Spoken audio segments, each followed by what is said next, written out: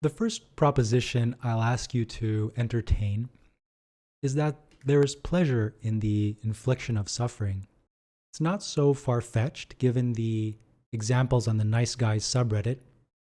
Among the catapults of burning oil paragraphs and the flaming arrows of deranged anger, I find a delighted outpouring of relief of imprisoned demons being given freedom.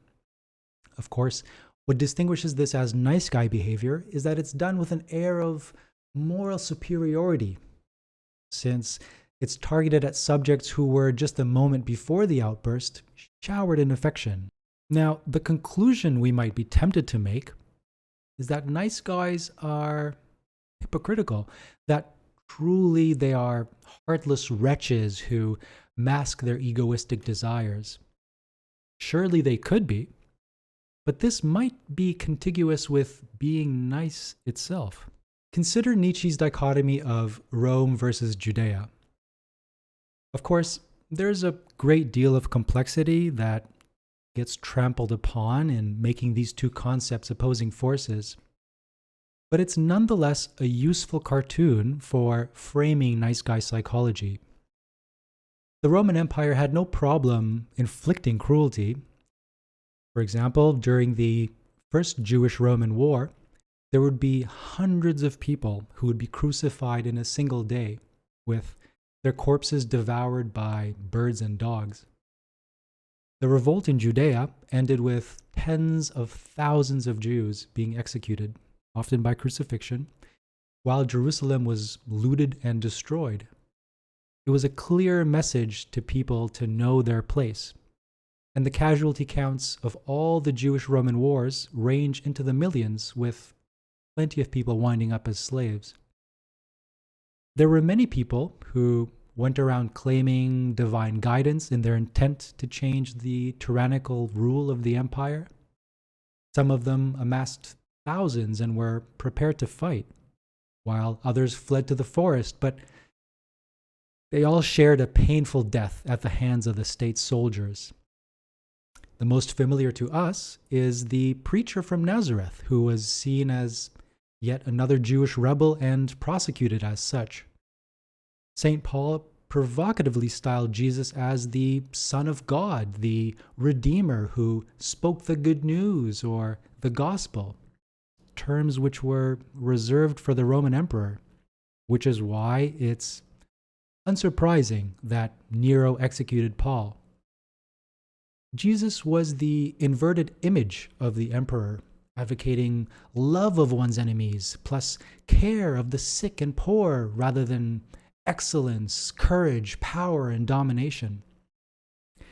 For the large swaths of people under the iron gaze of Rome, it would be too devastating to simply accept defeat, to swallow the bitter pill of being the vanquished, and waste their lives toiling away for a more powerful master. Instead, such abject impotence meant that cruelty had to be turned inward, where instincts resembling the overflowing vitality of Rome was hunted down with righteous zeal. Pride, greed, wrath, envy, lust, gluttony, and sloth were concepts used to tarnish the basic glee of life enjoyed by the powerful: a variety of sexual partners, delicious and abundant food, the conquering of enemies, wealth, striving, and free time.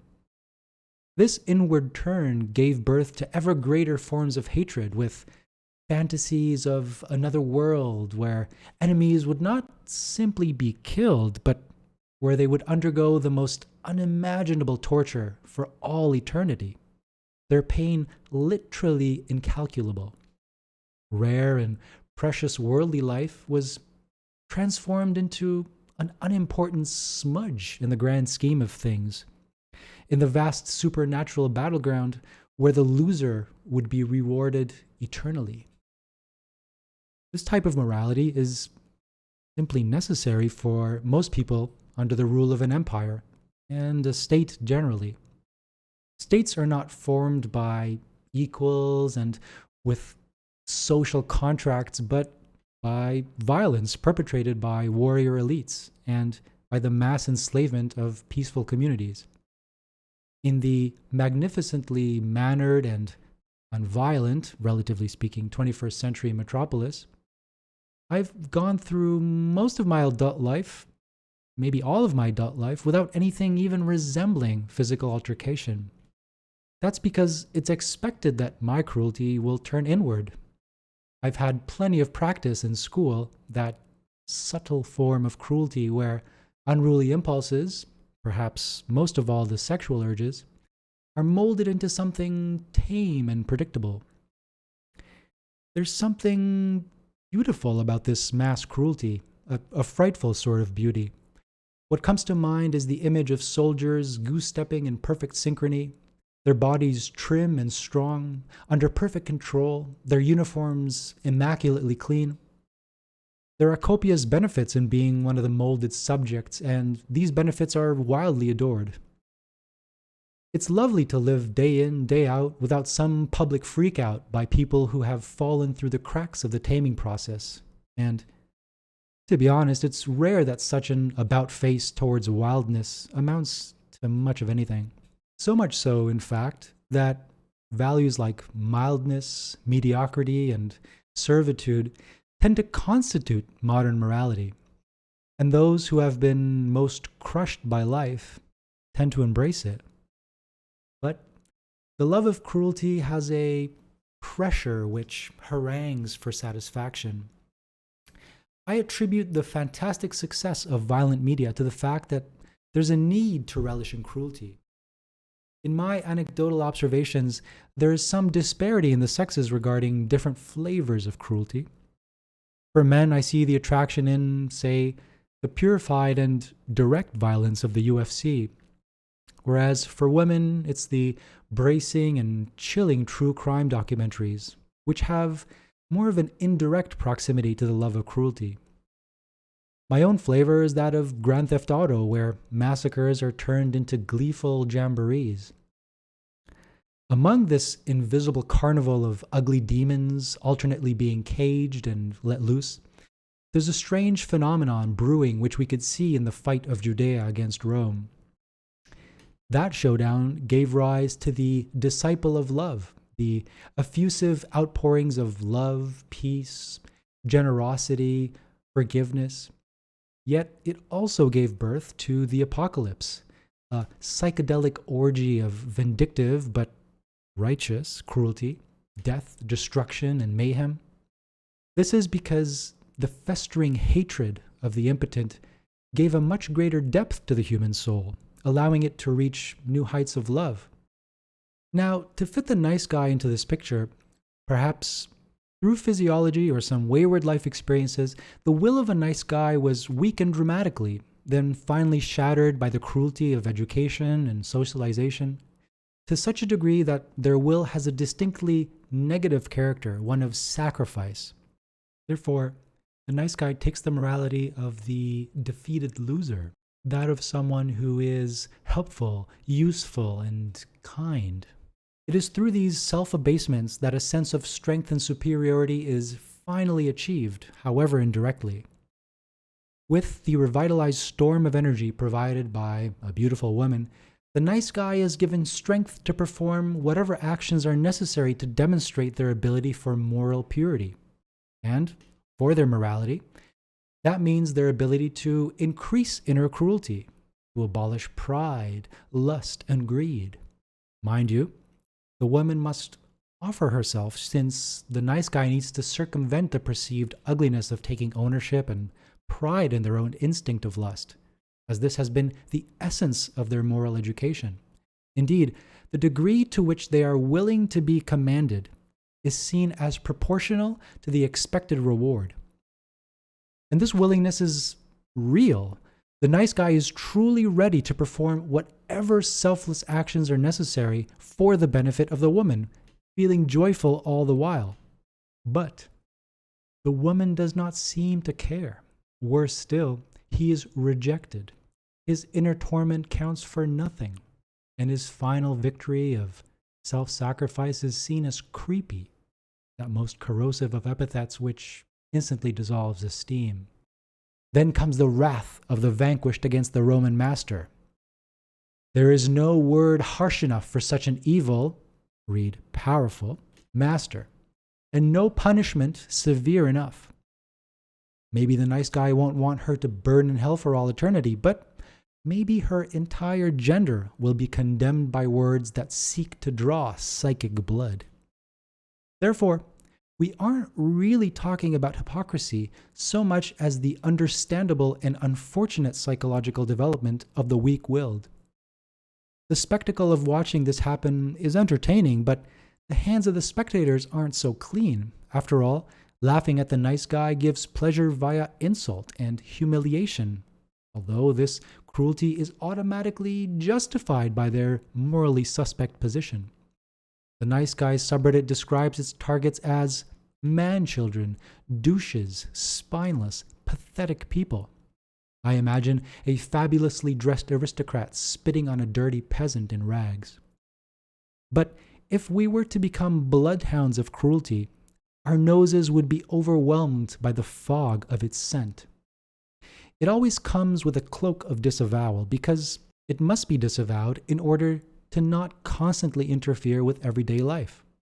The proudly cruel will be found in positions of power everywhere, their natural habitat, in tandem with an advanced ability to cloak. And who could really blame them? Would you be different? Are you different? If I was a beautiful, healthy young woman, would I steadfastly refrain from using my beauty to control and manipulate men like myself? Would I not find some rarefied pleasure in causing frustration and vexation with a sarcastic glance? Would I not wield my impeccably groomed hair as a weapon?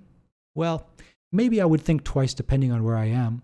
Groups like the Taliban are honest about their weakness in regards to female powers since, at the very least, that mighty hair must be hidden. They recognize and tyrannize women without mercy as a sort of preemptive cruelty to combat the power of beauty which they cannot tolerate. That old-timey repression of women which characterizes the bulk of human history, a history of weak men. The Taliban's horror of emancipated women helps illustrate our own iteration of Rome versus Judea, America versus Islam. America, a cloaked, natural aristocracy based on the Roman Republic, which rules most of the planet, and Islam, a bass-boosted remix of Judaism. The Sicari of ancient Rome, a group of assassins, were a sect of Jewish zealots who used sicae, small daggers, hidden in their cloaks, and went around stabbing sympathizers of Rome. This tactic of terrorism was paid back not just in full, but with compound interest, such as the destruction of the entire city of Jerusalem, along with the aforementioned bacchanal of public executions.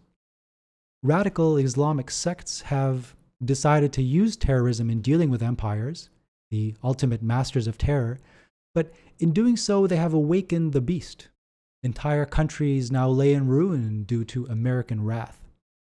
Although the Taliban won the Afghan war, their victory is owing to their complete disregard for life, which, for them, is an infinitesimal blip.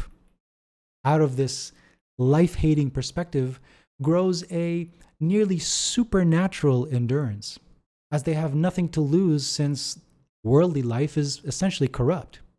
Their rallying slogan is, "We love death as you love life."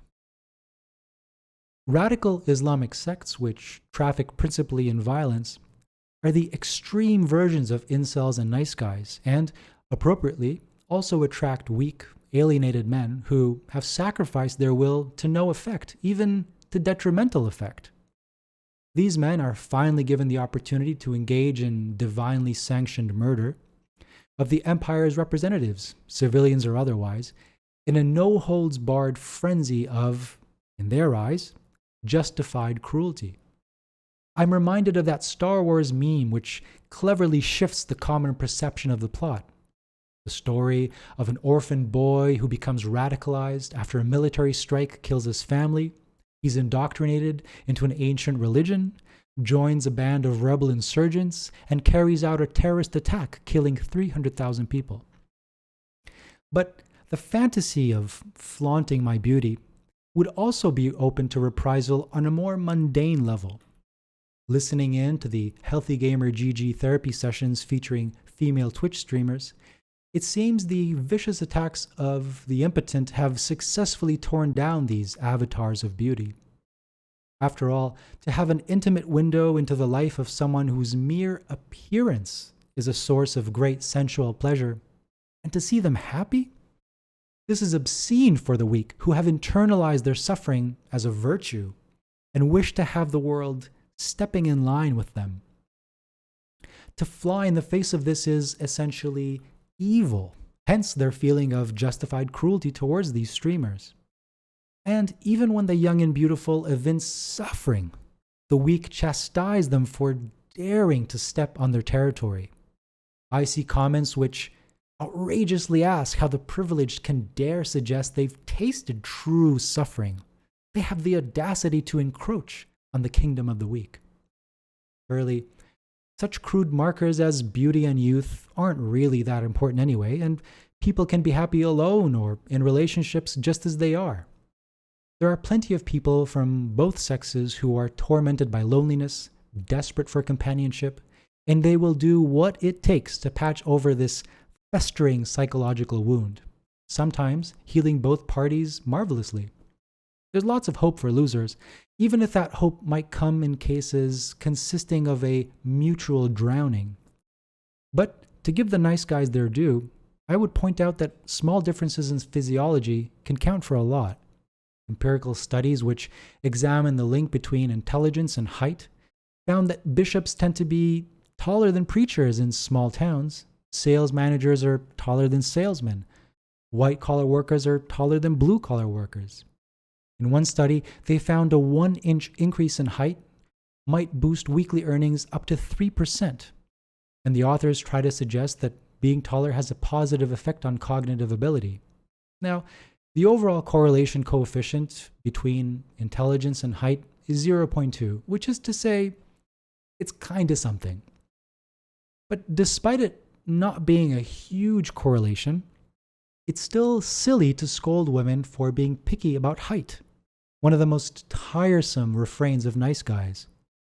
Why wouldn't they choose someone who's a little bit smarter and a little bit richer by using height as a simple proxy? Now, it might just be that there's a natural affinity for height as something imposing and remarkable.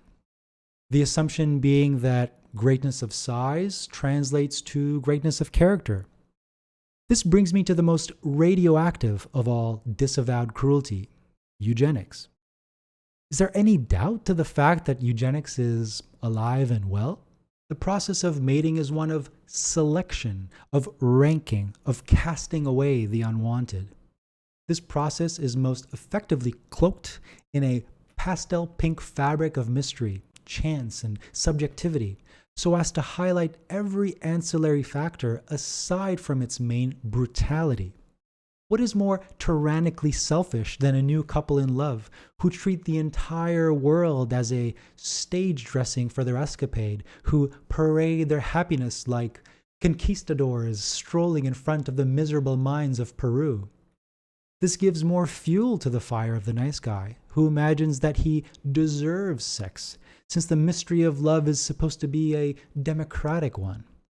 Just as the vanquished cannot tolerate defeat and invent a heaven, so the nice guy imagines that everyone deserves to feel attractive, including the likes of them, and the beautiful must offer them sex because good people make sacrifices. And if they're not good people, well then we have the content of the nice guys subreddit. You might notice that the predicament of the nice guy is a thorny one. It's a position growing out of misery and weakness with miscalculated targets and, ironically, kind-hearted intentions, resulting in scorn and humiliation, breeding further resentment, and deepening hatred. The infamous Toronto van killings happened just down the street from where I live, and I fear that nothing has changed in the intervening years. I suspect the vengeful have increased in number, but they tend to meander like cloaked sicari through smartphone screens. There's no simple solution to alleviate their distress, least of which is flipping the script and saying, Rome good, Judea bad. There's at least one passage from Nietzsche which warns against such simplistic readings of Rome versus Judea. I quote, Nowadays, there is perhaps no more decisive mark of the higher nature, of the more psychological nature, than to be in that sense self-contradictory, and to be actually still a battleground for these two opposites. End quote. One possible balm for nice guys is cam girls. As a professional visual artist, I can attest that each video of Bella Brooks gyrating in lingerie is of greater value than an entire wing of a world-class museum. We would reach unprecedented troves of beauty if more resources were funneled to art dedicated to beautiful, naked bodies, that unsurpassed zenith of beauty. It's necessary for the weak to satisfy their need for sexual pleasure just as anybody else, rather than castrating their desires, and soliciting cam girls is a cheap and easy way to do it while maintaining the dignity, autonomy, and safety of the women, who are spared the grim duty of physical contact. The demonization of pornography, as if it is a coherent and monolithic phenomenon, has the same grim and bitter flavor as the war on drugs, which coagulates disparate things like caffeine, heroin, and Tylenol into an abomination of a concept. But does the world need me to tell them to adore cam girls, as if they are not already the rising deities of this century? And what of the mental health catastrophes lurking in the shadows of this new monument? Nonetheless, as a weapon against life haters, what is more powerful than boobs and bubble butts? Objectification is a danger, but these are weapons of terror which the Taliban will not, nay, cannot wield.